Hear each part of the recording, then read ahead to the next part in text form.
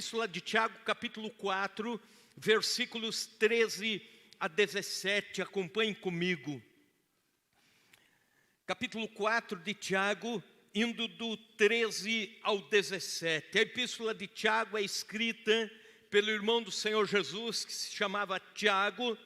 Ele se converte provavelmente depois da ascensão de Cristo, quando a igreja está nos primeiros passos da era apostólica. E é este o Tiago que é chamado Tiago menor, ou também é chamado Tiago joelho de camelo, de tanto que ele orava.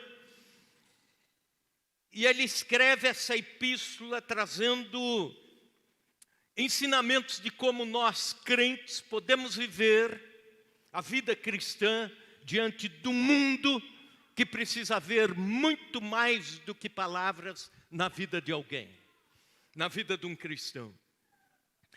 E quando vamos para o capítulo 4, versículo 13, ele nos chama a maturidade nos projetos de vida, maturidade no planejar a vida.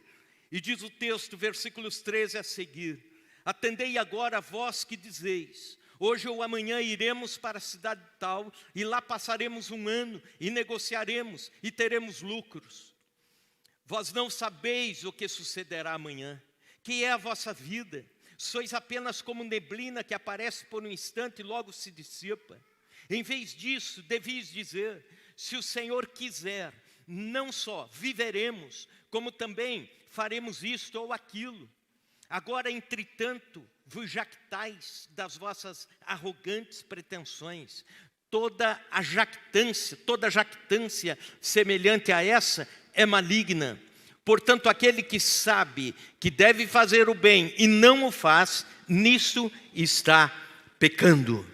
Senhor Deus, nós pedimos que a Tua palavra, sendo pregada, anunciada, proclamada, ministrada, profetizada em nosso meio, venha trazer frutos e frutos que saltem para a vida eterna. Venha trazer ensinamento tal que entre em nossos corações e mentes, não por causa da intelectualidade, mas por causa da unção do Teu Espírito Santo presente nesse lugar. E que a Tua palavra se torne viva e se torne prática de agora em diante em nossas vidas, em nome de Jesus. Amém. Diga amém, Jesus. Em maior ou menor escala, todos nós planejamos a vida. Os planos fazem parte da vida de um adolescente. Ele traça planos sobre a carreira, sobre os estudos. Os planos fazem parte da vida de um jovem, quando ele pensa em namoro, com quem casar.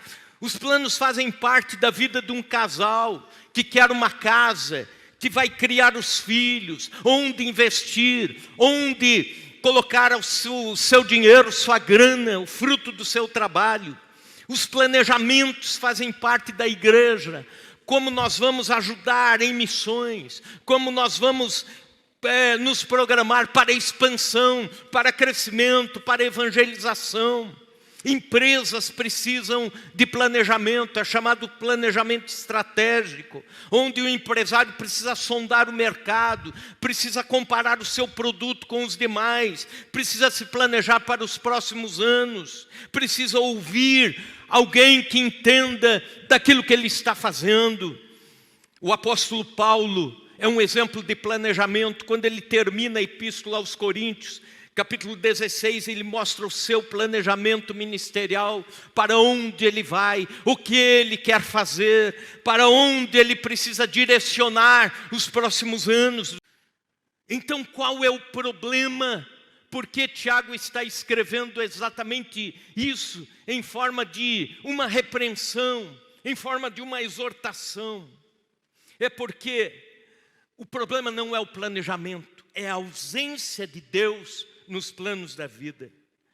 No curso Negócios à Luz da Bíblia, existe uma frase que diz o seguinte: planeje, deixar de planejar é insensatez, mas faça o seu planejamento a lápis, e coloque depois o lápis e a borracha nas mãos de Deus, porque Ele é soberano para a qualquer momento apagar e reescrever. Isso não exclui o fato de que eu e você podemos planejar a vida. No tempo em que Tiago escreve esta epístola, algumas filosofias discutiam entre eles o sentido da vida. E aí, o sentido da vida passava a ser a prioridade da vida. Mais ou menos o que é nos nossos dias hoje. Quando você diz, o sentido da vida para mim é esse, você começa a olhar toda a sua vida sob este prisma. Você começa a se mover nesta tal direção que você chama de o sentido da vida. Nesta época que Tiago está escrevendo, os epicureus diziam, viva para os seus prazeres. Então o prazer era o sentido da vida, era o conforto, o sentido da vida, o lazer, o sentido da vida, desfrutar, o trabalho, o sentido da vida. Os estoicos diziam, viva com apatia, sem emoções. Você tem que ser seco com a vida. Não é isso que você vê com os materialistas. Nos nossos dias, parece que a história se repete em ciclos. É como que dizendo, não alimente emoções com a vida. Planeje a sua vida com frieza. Outros filósofos chamados de seguidores de Aristóteles, diziam, viva para uma função, para alguma coisa virtuosa, faça algo por alguém, e a vida então terá sentido. Mas isso, sem Deus, é apenas a filantropia. Ou então, seguidores de Platão que dizia, viva para as dimensões da eternidade, ultrapasse esse mundo dos mortais. Acontece que isso se repete nos nossos dias, pessoas fazem planos pensando nas suas direções, nos seus nortes, pensando em si, pensando naquilo que é o propósito da sua vida pessoal, e esquecem-se de colocar Deus nos planos da vida. Na vontade de Deus, nós temos paz interior. Na vontade de Deus, nós temos aquilo que é o melhor para nós. Mas a partir da vontade de Deus. Alguém escreveu dizendo, bom não é aquilo que me agrada, bom é aquilo que agrada a Deus. Que seja essa uma frase a nortear a nossa vida. Nós fomos feitos para adorar a Deus. Nós fomos feitos para conhecer e cumprir a vontade de Deus em nós. Essa deve ser a essência dos planos, dos projetos, dos ideais. Eu tenho lido recentemente bastante, profundamente a respeito dos cristãos calvinistas puritanos. Basta dizer que depois da igreja primitiva, dos cristãos primitivos, a melhor estirpe de cristãos que já existiu na face da terra foram estes, chamados puritanos. Eles tinham os melhores pregadores. Durante 300 anos escreveram o melhor que temos para a fé cristã. Os melhores teólogos apareceram dentre eles. Os grandes avivamentos do passado na Inglaterra, na Europa, no país de Gales, também nos Estados Unidos da América, foram fruto de um cristianismo chamado calvinista puritano. As universidades maiores do mundo e as melhores foram fundadas por eles. Harvard, Princeton, Cambridge e assim por diante. Influenciaram a arte, a cultura. E foram eles que colonizaram, na maioria, a América do Norte. Eles tinham uma frase. E aí você vai entender o porquê eles fizeram tanto pelo cristianismo e pela fé cristã. A frase que norteava a vida dos puritanos era esta: que a nossa vida não seja para outro projeto, senão glorificar a Deus. Eu quero que você repita isso comigo, mas repita de coração. Se você realmente crê nisso e está disposto a isso, nesse ano de 2023, repita isso comigo, que a nossa vida não seja para outro projeto, senão o de glorificar a Deus. Que isso seja uma realidade. Cuidado, não deixe Deus de fora do seu planejamento em 2023. Também um segundo perigo que Tiago levanta é a leitura pragmatista da vida. Versículo 14, vós não sabeis o que sucederá amanhã, que é a vossa vida, sois apenas como a neblina que aparece por um instante e logo se dissipa. O que é o pragmatismo? É uma leitura muito prática da vida. Por via de regra, é a vida ligada no automático, feita de eventos em sequência. Criança nasce, e aí o projeto de vida dela é aprender a andar. Depois é desmamar. Depois que desmama, é deixar de fazer xixi na cama. E depois ir para a escolinha. E depois ir para o ensino fundamental. Depois, para o ensino médio. Aí estudar bastante, passar no vestibular. E aí, a faculdade. Durante os anos de faculdade começa a namorar. Termina a faculdade, namorar sério. E casar, e começar a trabalhar, ou melhor, começar a trabalhar e depois casar. É por isso que os jovens estão esticando esse tempo. Antigamente se casava com, aí, sei lá, 18 anos, 20 anos de idade. E eram casais que viviam bem, né? Hoje em dia se casa aí com 35, 36, 40 anos. Daqui uns tempos aí com 80 anos, não, tem que estar firme ainda profissionalmente, para daí casar, né? E aí a vida já passou. Aí depois, ter os netos. Depois, sepultar os pais. Depois, se aposentar. E depois, ser sepultado. Tem até gente que já comprou o caixão, que já comprou a mortalha, já comprou, deixou tudo certinho. E aí, ouvi falar de alguém que demorou para chegar o tempo de sepultar, de morrer. Aí ele tira a mortalha das malas lá e começa a usar a roupa em vida. Irmãos, no conceito prático da vida, a vida é isso, uma sequência de eventos. Mas Tiago está nos alertando que não é. Tiago está alertando que a vida não é esta equação fechada. Tiago está nos alertando, dizendo que a vida é complexa. Primeiro cuidado, primeiro alerta, a vida é complexa. Voltando ao versículo 13, veja tudo o que acontece na vida deste homem que está planejando.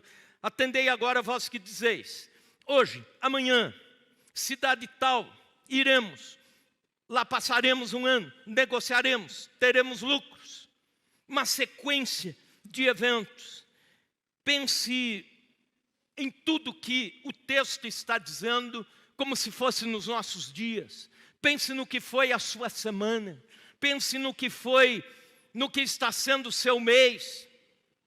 E aí você começa a pensar em tanta coisa que você está fazendo. Aplicação, trabalho, conserto do carro.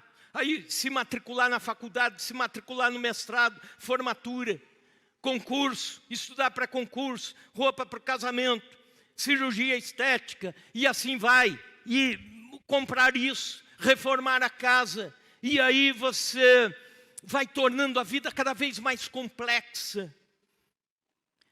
Quando a vida é complexa, nós corremos o risco de errar naquilo que fazemos. Já notou isso? Você começa a levar a vida nessa aceleração. Você corre o risco de começar a errar. Você corre o risco de ter que voltar atrás e ter que consertar estas coisas. Alguém escreveu dizendo que nós vivemos num mundo acelerado, lotado, complexo, como se estivéssemos numa esteira da história, e essa esteira cada vez mais veloz, e cada vez mais lotada. Se um cai na nossa frente, nós caímos ali também, e essa esteira está girando.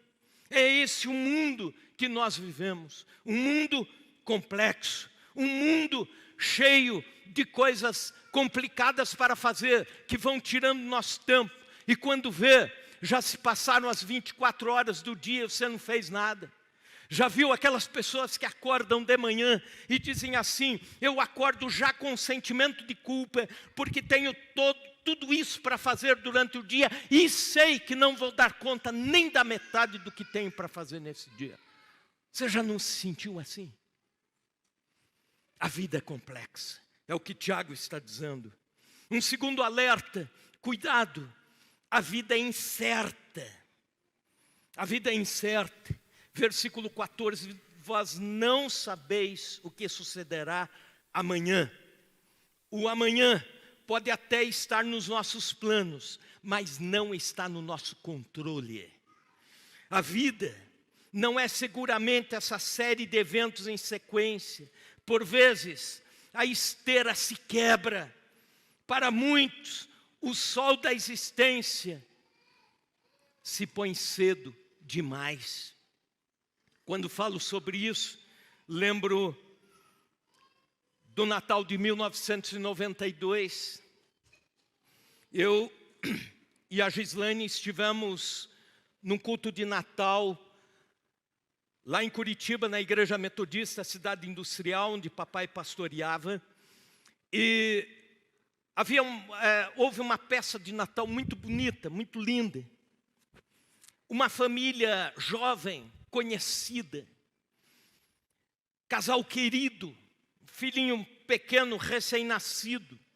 E eles participaram com alegria da peça de Natal. Ele também era cantor. E naquela época não existia CD, era LP. Lembra disso? Né, os mais velhos aqui vão lembrar, LP. Né? E ele dizia: eu estou planejando já para lançar o novo LP. Já tem composições novas. Ele também já estava sendo promovido a gerente na empresa em que trabalhava, do ramo automotivo. Estava com um sorriso largo na expectativa do ano seguinte, cheio de sonhos. O culto terminou, nós nos abraçamos, rimos um pouco, conversamos, e segui para a minha casa. Ele seguiu para a casa dele com a família dele. Naquela manhã, na manhã seguinte, ele saiu de viagem, sofreu um acidente, faleceu ele e a esposa no acidente de carro. A penúltima imagem que eu tenho dele é a alegria, o sorriso, os planos, dizendo o que ele queria fazer no ano seguinte. Mas a última imagem já é o caixão, o corpo inerte, o pranto da família. Cuidado, a vida é incerta. Mas também, um terceiro alerta: cuidado, a vida é breve, ela passa rápido. Que é a nossa vida? Ele está perguntando: sois apenas como neblina que aparece por um instante e logo se dissipa. A palavra neblina, no grego, que aparece nesse texto é atmis, que quer dizer vapor, algo que rapidamente se vai. Você vê a neblina, mas o sol nasce e logo vai embora. Rapidamente se dissipa a neblina com o raiar do sol. E Tiago está dizendo: a vida é assim, a vida é desse jeito, a existência é assim. Um filósofo chinês chamado Yang Shu escreveu o seguinte, veja que coisa interessante. Eu nunca havia pensado nisso antes. Contar os primeiros 10 anos, que os primeiros 10 anos você está começando a vida, está saindo da mais tenra infância, está começando a entender, está começando a ter consciência. Então sobraram 90 anos. Mas tire de fora também mais 10 anos lá no final da vida, que a saúde já está fragilizada, que você já está dependendo de tanta gente para viver, e talvez não viver, apenas sobreviver. Então sobraram 80 anos. Sobram 80 anos dos quais você terá passado 40 deles na cama. Não é mesmo? A gente passa quase metade da vida dormindo. E aí ele diz: sobram 40 anos, dos quais 30 são empurrados entre enfermidades, encrencas, estresse, tempo de transporte, dores de cabeça com falência, tempo perdido nas filas de espera, nas salas de espera, tempo fazendo contas, porque o desemprego bateu a porta. Por fim, o que sobram são retalhos de tempo que se somam 10 anos vivido intensamente, prazerosamente. Isso, se a gente chegar em 100 anos, vamos ter vivido 10. E aí há uma diferença entre existir e viver. Aí há uma diferença entre existência e vida. É o que Tiago está nos alertando. Cuidado. Cuidado quando você planeja a vida sem saber o que pode acontecer amanhã.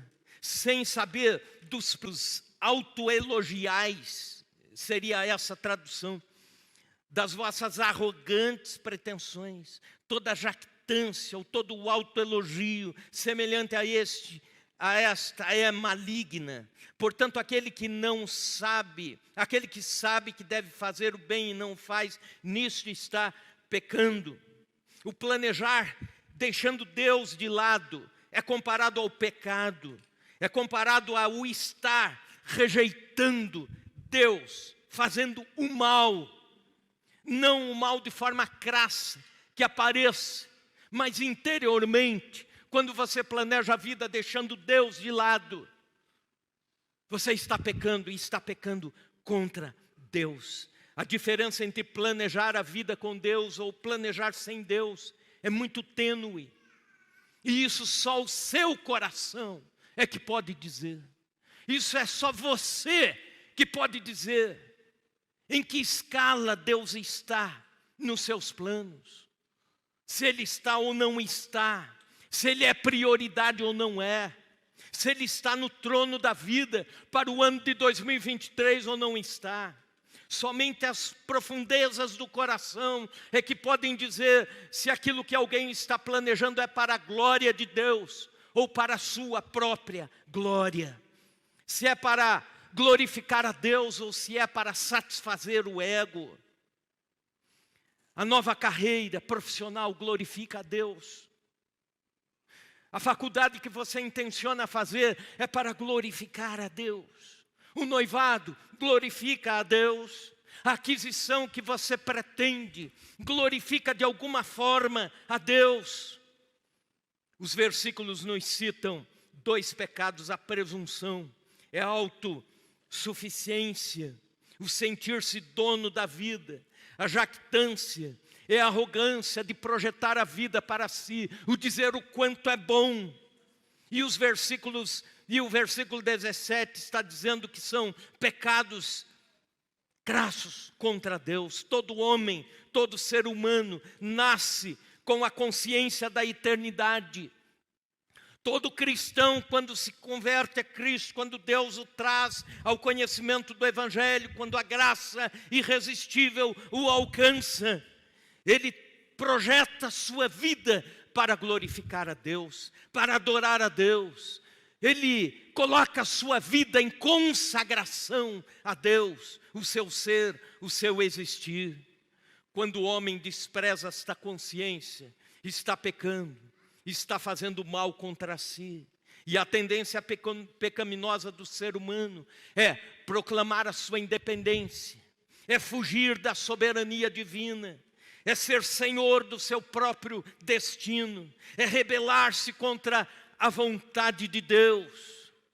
Quando falo sobre isso, lembro-me de um médico sul-africano, ateu, absolutamente ateu. Ele passou a vida estudando todos os princípios clássicos do ateísmo.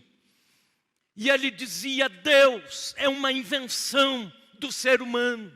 Deus é uma invenção para que homens e mulheres vivam de bem com a vida nos momentos difíceis. É um ópio. Pois bem, ele queria provar a sua tese. Ele queria dizer que a sua tese não somente era uma tese, mas era uma verdade. E para isso, ele fez o seguinte: ele adotou uma criança, um filhinho pequeno, neném, e ele comprou uma estância e criava este menino naquela estância. Criava aquele menino naquela pequena fazenda, naquele lugar aconchegante. E dizia: este menino, o meu filho, nunca vai ouvir falar de Deus. Este menino nunca vai saber quem é o Deus que as pessoas dizem que existe. Este menino nunca ouvirá falar de religião nenhuma. Quero criá-lo absolutamente desinformado de qualquer coisa do mundo religioso. Adotou o filho, a fazenda era linda, tinha vista para um horizonte, para um vale, na beira de um penhasco, era sede. Ele contratou professores ateus para criarem, educarem aquele menino. E deixou a recomendação: nunca falem nada sobre Deus. Nenhuma expressão da teoria criacionista. Nunca falem sobre religião alguma. Nem pelo bem ou nem pelo mal, mas não citem. Contratou servidores que ajudavam o menino a praticar o esporte, cozinhavam, e disse: não falem nada sobre Deus. Semanalmente, aquele pai separava horas durante o dia para estar junto com o menino. Certificava-se de que o menino não estava recebendo nenhuma orientação a respeito da existência de Deus. Excluiu-se qualquer chance daquele menino ouvir a palavra Deus, ou criação por Deus, ou Bíblia Sagrada, ou religião. O menino fez 15 anos. Por aqueles dias, o pai chegou no pôr do sol. O pôr do sol na África é muito lindo. É o maior dos espetáculos do pôr do sol em qualquer parte do mundo, é no continente africano, especificamente na África do Sul. Pois bem, o pai chegou na porteira com a caminhonete, de longe avistou o filho assentado no parapeito que dava por despenhadeiro, por penhasco, e observando o pôr do sol. Ele estacionou a caminhonete e foi andando até o menino, mas observou que aquele adolescente, seu filho, estava falando, conversando. E ele achou estranho e foi chegando pé ante pé para não despertar de que ele estava ali. Ele queria ouvir o que o menino estava falando sozinho. E quando o pai estava bem perto, o menino sentado pertinho do despenhadeiro, tirou as mãos do parapeito, abriu os braços. O pai se assustou e correu para ele e escutou o menino olhando o sol, com os braços levantados, dizendo: sol, manda o meu abraço para o teu Criador. Você entendeu isso? Mesmo que se tire qualquer possibilidade do ser humano de ter ouvido sobre Deus, há algo no coração, no íntimo, que nos remete a Deus. Não tire isso da sua vida. Pelo contrário, eu e você precisamos, a cada dia, a cada passo da nossa existência, dizer: Deus, esteja presente no planejamento da vida, naquilo que vou fazer, que seja para a Tua glória, aquilo que for comprar, que seja para a Tua glória, as pessoas com quem vou conversar nesse dia, que glorifiquemos o Teu nome. Senhor, que a vida seja para Te honrar. Até os ímpios, como eu acabei de falar, têm esse sentimento. Quanto mais nós cristãos, quanto mais nós crentes. Concluindo, quero chamá-lo para o versículo 15, que diz, em vez disso, devias dizer: se o Senhor quiser, não somente viveremos, como também faremos isto ou aquilo. Há algumas décadas atrás, as pessoas escreviam cartas e acrescentavam as letras DV, em maiúsculo, D.V, que quer dizer Deo volente, se Deus quiser.